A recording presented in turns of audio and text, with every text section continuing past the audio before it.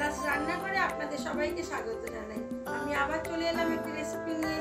রেসিপিটি দেখুন, দেখে ভালো লাগলে লাইক, শেয়ার, কমেন্ট অবশ্যই করুন। আর নতুন বন্ধু হয়ে থাকলে একটা সাবস্ক্রাইব করুন।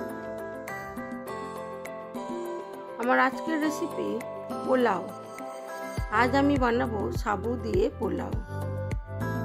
যে কোনো বারবিতে এই পোলাও খেতে খুবই টেস্টি হয়। আর আমি যে পোলাওটি বানিয়েছি খুব সুন্দর খেতে হয়েছিল। আমার মতো করে যদি পারেন একবার অবশ্যই বানিয়ে খেয়ে দেখবেন।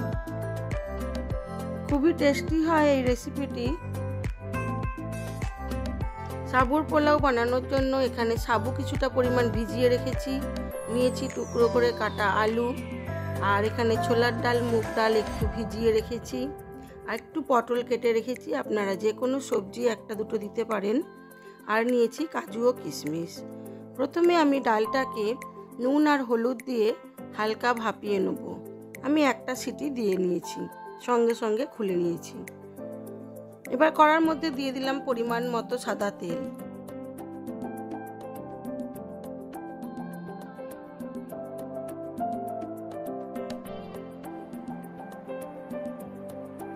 তেলটা গরম হয়ে গেছে, দিয়ে দেবো গোটা গরম মশলা, দুটো তেজপাতা, একটা লঙ্কা ফোড়ন।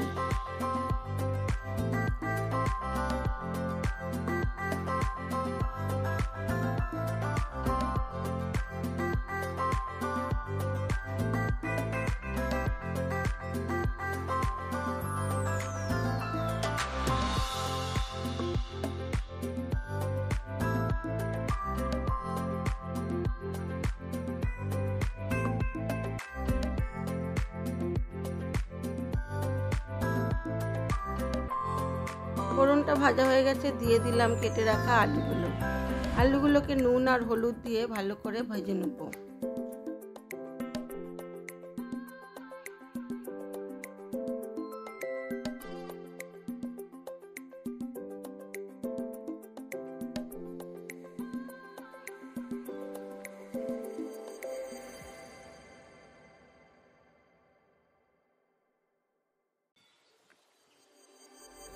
দিয়ে দেবো কেটে রাখা সবজিগুলো।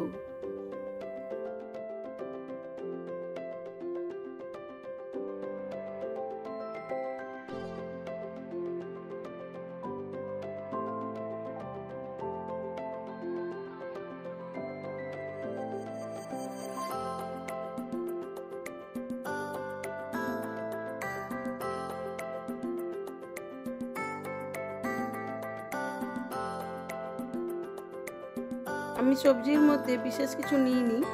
আপনারা চাইলে গাজর, দুই একটা সবজি, বিনস এইসব দিতে পারেন। আমি নিয়েছি পটল, নারকেল, আলু, কাঁচা লঙ্কা, কাজু, কিশমিশ।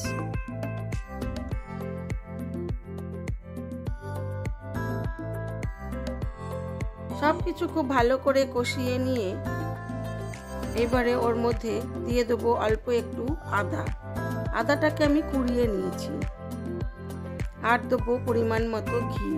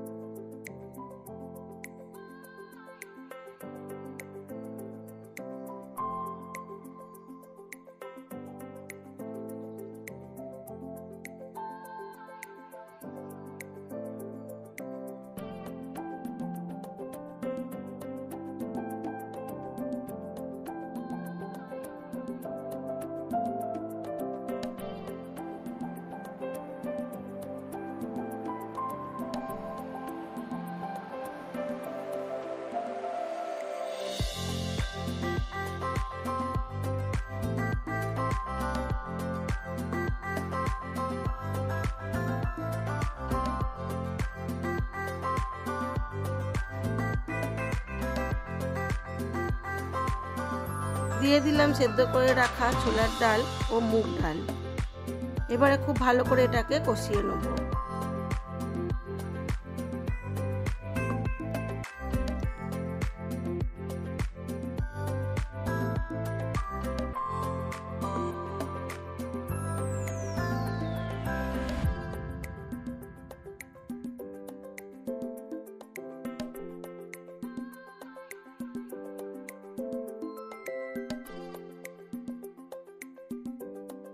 সব কিছু খুব ভালো করে কষানো হয়ে গেছে। এবারে আমি ওপর থেকে ভিজিয়ে রাখা সাবুটাকে দিয়ে দেবো।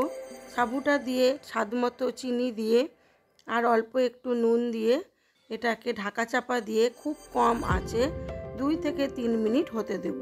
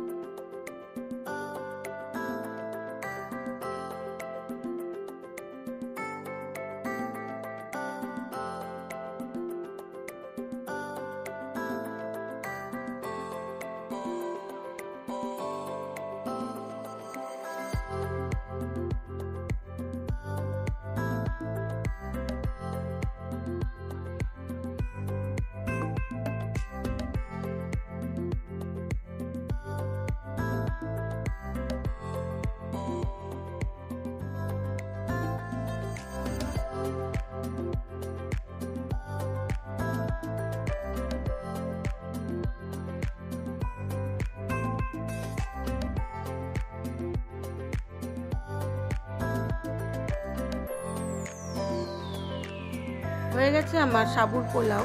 এবারে এটাকে ভালো করে মিশিয়ে নেব। লাস্টে নামানোর আগে দিয়ে দিলাম একটু ঘি আর গরম মশলার গুঁড়ো।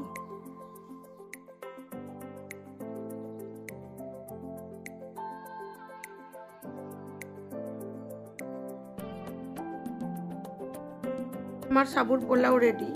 এবার আমি এটাকে সার্ভ করে দেব।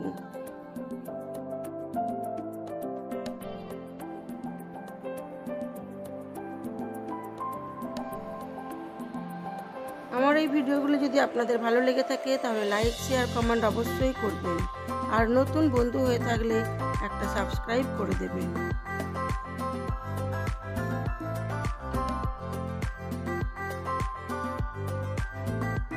আমার আজকের লাঞ্চ মেনুতে ছিল সাবুর পোলাও, শসা আর ছিল সব রকম সবজি দিয়ে একটা নিরামিষ তরকারি।